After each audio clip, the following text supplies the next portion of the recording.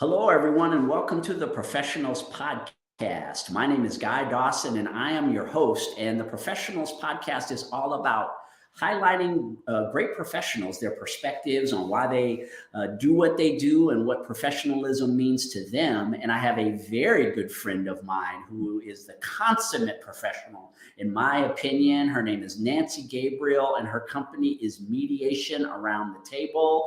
And I know she's going to have some wonderful professional perspectives to share with all of us today. Welcome, Nancy. Thank you, Guy. It's a pleasure to be here. And you and I have known each other for many years. We met in the professional community through networking, and we've built a great friendship through the years. And you have a really unique business that not too many people necessarily know about, and that is mediation. So will you share with the audience what you do as a mediator? Okay. First of all, I am so passionate about what I do because at the end of the day, I help people and I help families and I help businesses. And what I am is a neutral third party who assists in a difficult conversation in order to help people come to their own resolution. And that's really the key to mediation is I'm just a facilitator. I may bounce around some ideas or brainstorm, but the people who are participating in this mediation do so willingly and with an air of compromise, and that way we get really good results. And why did you choose mediation as your profession? Well, this is an interesting question because I was a paralegal for many years, and then I sort of retired. I had elderly parents who were sick, and I had a husband who was sick. And then my husband died sort of unexpectedly. And within 30 days after he died, my stepdaughter sued me in probate court for my share of the family business. And I in hindsight, I know she was afraid that I was going to go kick her to the curb. But the truth is, I was so deep in grief for a year, I couldn't have kicked an ant to the curb, let alone somebody who worked in a multi-million-dollar business. Anyway, it went to lawsuit. Every time the phone rang and it was my attorney, I would have an anxiety attack because it would cost me $400. And each time there was always bad news. And at the end of the day, we settled out of court for a fraction of what I felt entitled to as the surviving spouse of the owner. And it cost me over $80,000 in attorney's fees, and it completely fractured my relationship with my stepdaughter and her husband and her 3 children. And so after I started feeling more like myself again, I literally sat down at my computer and typed, how do families resolve conflict? And the word mediation came up. And it was an absolute light bulb moment for me. That was in 2010. I started my training in 2010, did my internship in 2011, and got my divorce certification in January of 2012. And I've been practicing ever since. So your business was really born out of a personal experience of actually going through something that was very challenging. And rather than, for some people, the response to something like that would probably be going in the other direction, Right. Which is, oh my goodness, I don't want anything to do with anything like this. Right. But you were drawn to learn more about the process. What is it about you that drew you in, that made you want to learn more about how mediation worked? Well, I think part of it is who I am because I'm a communicator, and mediation is all about helping people in conflict communicate with each other. And I'm also a listener, and that's another thing that mediation is about listening to what our people are saying and also what they're not saying, and relying on your instinct to sort of think outside the box and brainstorm to come up with solutions that will work, whether they're temporary or long term. And that's the drawing factor for me. It just spoke to me, Guy, on so many different levels. And primarily also, I never wanted anybody else to go through what I went through with a family. Right. And, I think people, when they think of mediation, Nancy, generally in our society, you're talking about divorce or situations with child custody, things like that. That seems to be the most prevalent when you are talking about mediators. But something that I thought was really interesting when I learned about what you did is that that's only scratches the surface of the type of mediation that you're able to do. Mediation means a lot of different things. It does. I'm working with a couple of gentlemen right now that have a business, and one of them is buying the other out. And so we're mediating the terms about that buyout. I have done something that I think is kind of a unique concept, and I call it a business prenup. You know how you're anticipating going into marriage and you do a prenuptial agreement sometimes? And this is something I've done with people that are anticipating going into business together, to just sort of get out on paper what their expectations are, what their roles are, how they're going to communicate with each other in order to head off at the pass some future conflict. So I've done business prenups. It's kind of fun. And I mean, people come to you in a lot of different states of mind, Nancy. As you had mentioned before, sometimes they're doing preventative maintenance, which would Right. be setting up a prenup for your business or even for a marriage. But I also know that part of what you do involves you having to mediate people who are already in conflict. Yeah. What type of skill set does it take that's different dealing with people in conflict as compared to those who are in the prenuptial stage? Okay, good question. I love that question. One of the first things I ask people when I do an initial consultation to see whether we'll be a good fit for one another. And one of the things I sometimes ask is, if you think you need to be right, then mediation will not be a good fit for you. Some people who are already in conflict, and you know those types of people, they have to be right. And the only person they're going to listen to is an attorney. They're not going to listen to each other. They're convinced that they're right, and they're not a good fit for mediation. So, another one of my little tricks is I try sometimes a role reversal, where I will literally have the two parties get up and switch chairs and speak in the other person's voice so they can hear what they may sound like. And that's kind of an interesting skill set. And that has nothing to do with the nature of the conflict. It has to do with the process of resolving it. Putting yourself in the other person's shoes for a lot of people is a foreign concept. How are you able to manage that? Because I think a lot of us, because we're all in our own individual bodies and we have our own way of looking at things and thinking, for a lot of people, it can be very challenging looking at things from the other person's perspective. Right. So as the mediator, how do you get a person to look at things from the other person's perspective? Well, my approach is always gentle and kind. And, would you be willing to try this?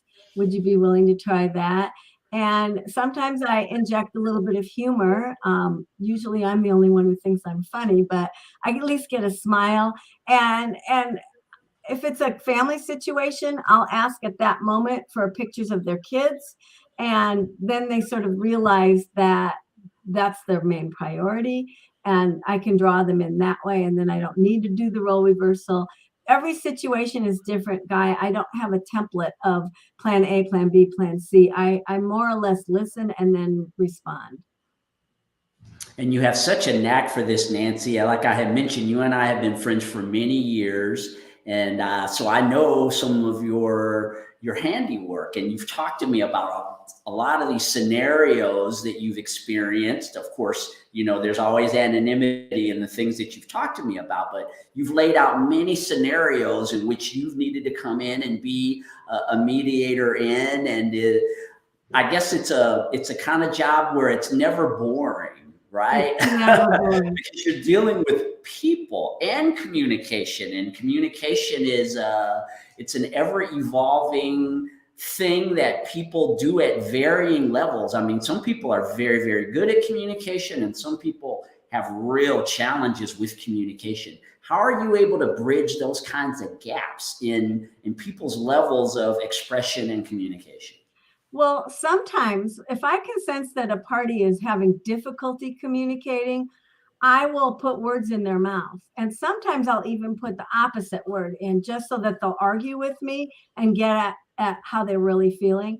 So I might say to you, Guy, you seem really happy about the fact that you're only going to see your kids one weekend a month. Tell me more.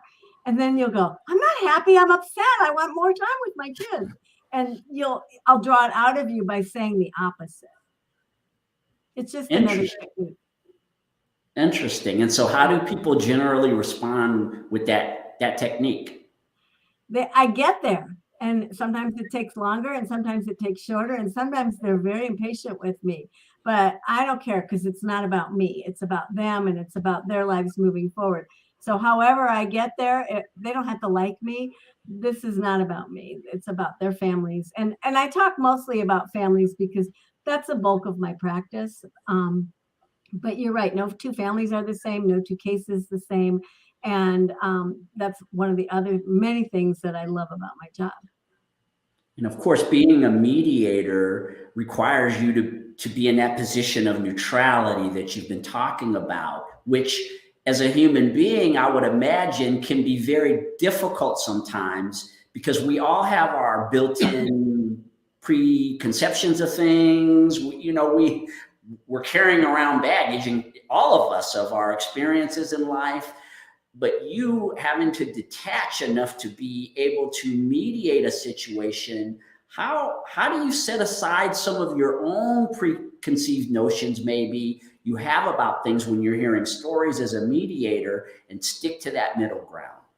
It's, I love that it's basically who I am, and it's who I've always been. I pride myself on being non-judgmental. And of course, as you said, we all have built-in triggers or things that may remind us of an unhappy time in our past or a childhood memory or what have you.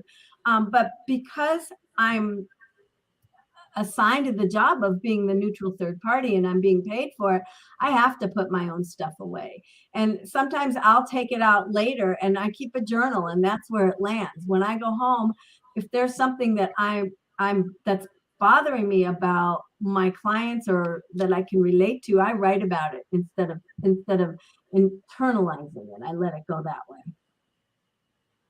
Right. And I know that you're very active. For many years, you've been creating these blogs with all these different scenarios, just wonderful blogs that you've written for a long time, extremely informative. And so you're saying that that's part of your professional expression.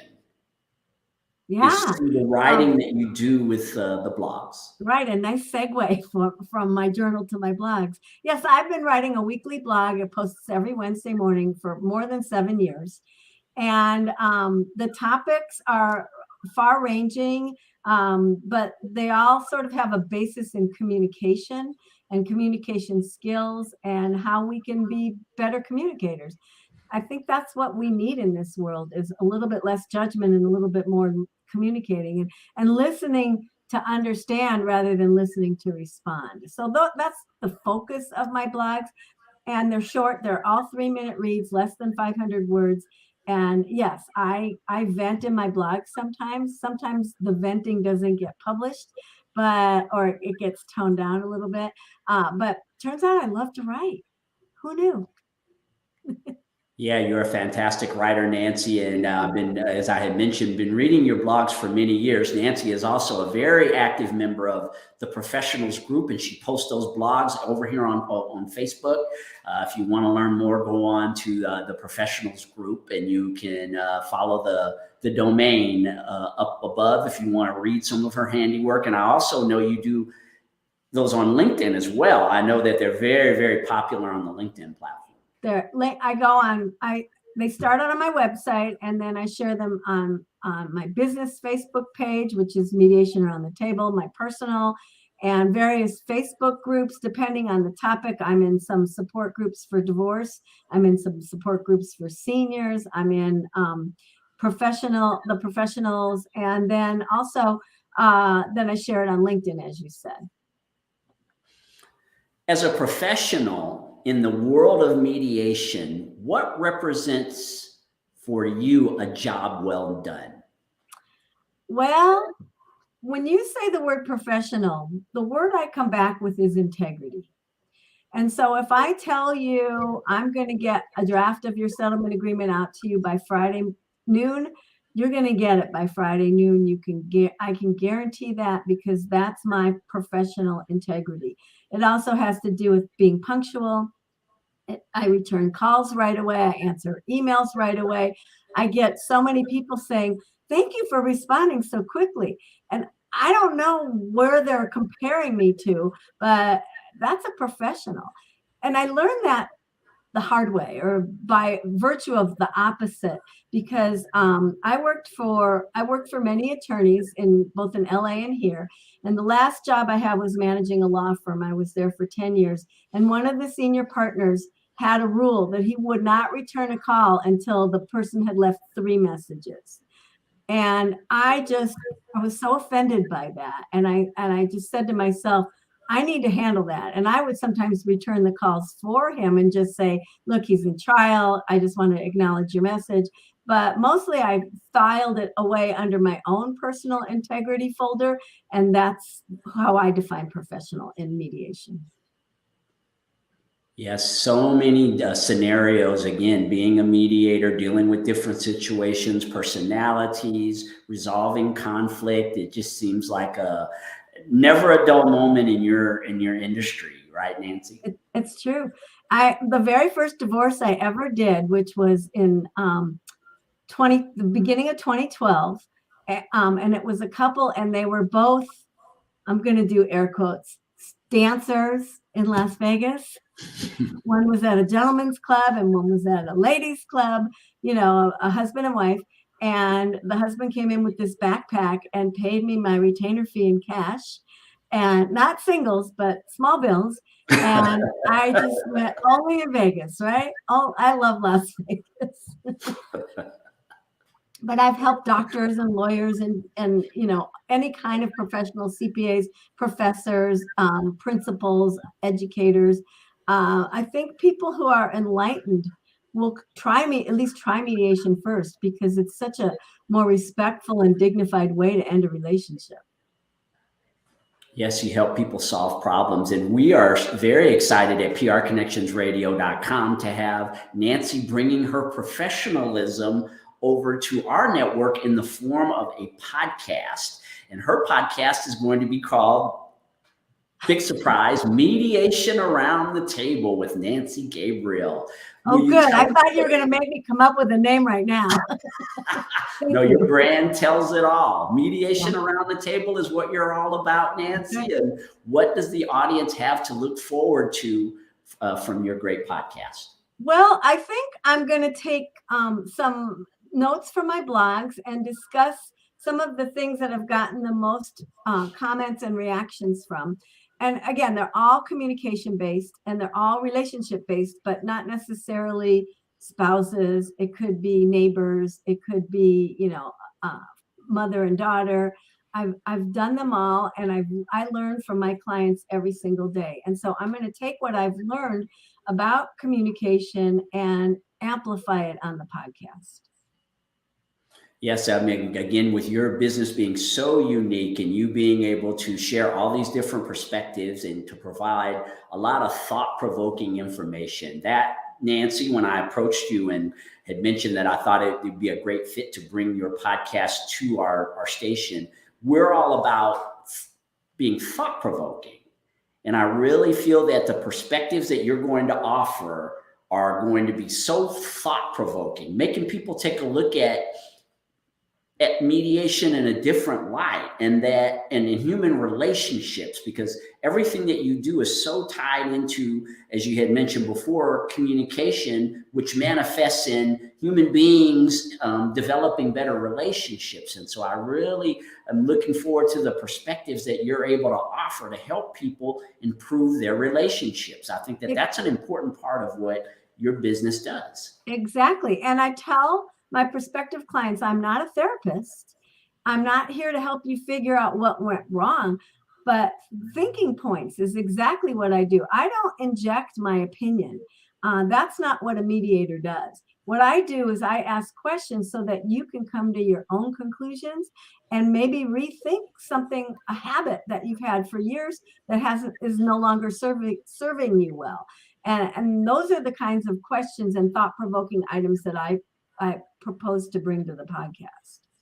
Yes, as I had mentioned before, we're very excited. Very soon, we're going to be bringing mediation around the table to the airwaves. And from the perspective of professionalism, Nancy, if there was one piece of advice that you could give to someone, I know you had already mentioned the integrity, and that's one of the vital things that most professionals, all professionals really, are very much about, is their levels of integrity. But if you had another piece of advice that you could provide to someone to help them become a greater professional, what would it be?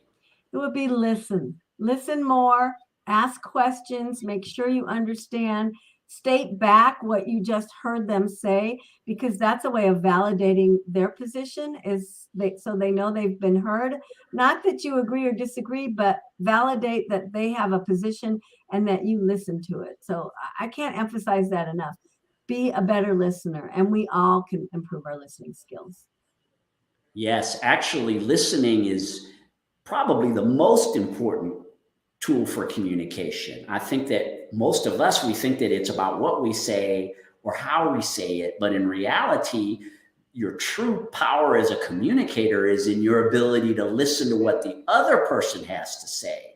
That is a very underappreciated aspect of communication that you just talked about, Nancy, and that's being a great listener. Very true. And also, when you're listening, when you're focusing on listening, if you can tell yourself, I'm going to need to state back what Guy Dawson just said to me, then you're listening even better. You're not listening to respond. You're listening to reframe or restate. And then that person, Guy Dawson, knows that I heard him. And then we can move forward. But if you're just talking and I'm busy thinking about how I'm going to disagree with you, it's not effective communication. Well, I greatly appreciated the opportunity to talk with you today, Nancy, about mediation and professionalism and your upcoming podcast. And for our listeners out there all over the world, how could they get in contact with you if they were interested in potentially hiring you to be a mediator for them? Well, they can just email me. My email address is nancy@mediationaroundthetable.com. That's the easiest thing. Or they can go just on the website, mediationaroundthetable.com, and click on the link that says contact us and reach out to me that way. And also, if anybody has any questions that they want me to address during the podcast, or a scenario that they want to brainstorm with me about during the podcast, let me know by email, and I'd be happy to address it, or possibly even have that person as a guest in the future. I love it when I have the chance to launch another podcast star, and we have a star in the making here, Nancy Gabriel with Mediation Around the Table. Again, we're super excited, Nancy, to be bringing your podcast over to the network, and I know that the audience out there is going to benefit greatly from the information that you had to share. Thank you again for stopping by the show. Thank you so much for having me, and I'm very excited about the podcast opportunity. Appreciate you as always, Guy Dawson. You're a good friend and a good colleague, and I love that you believe in what I do. Yes, and we believe in you as professionals out there. That's what the Professional Podcast is all about. It's about helping you to develop the skills in so many different aspects to deliver professionally the way that you want to deliver. And we're going to be having more and more of these professional podcasts here on the network. And by the way, if you want more information about how to be a part of this growing platform that we're creating, you can ask to join the group over on Facebook. You can see it up in the banner, Professional Ones in Facebook. And so stay tuned for a lot more of the things that we're going to be doing to build the professional spirit, to help you to become the ultimate professional in the 21st century. And I'm Guy Dawson. Appreciated having the opportunity to bring you another podcast. Look forward to seeing you soon. Thank you so much, Guy.